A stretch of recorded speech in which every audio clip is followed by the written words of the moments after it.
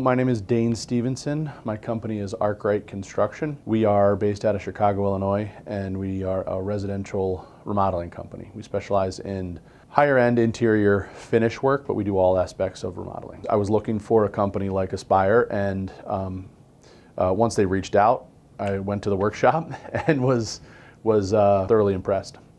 It was nice to see how many reviews you had. You guys had 100 and some or 200 some or what, I can't remember, but they were all 5-star reviews. The workshop helped a lot. Going into the workshop, I was like, I don't know what I'm gonna get out of it, but I got a lot out of just the workshop. Aspire has opened my eyes to a bunch of different aspects that I wasn't really thinking about before. Just like most of the people in construction, especially in the residential remodeling, most of us are carpenters, and we did a good job at that, and people wanted more and more and more.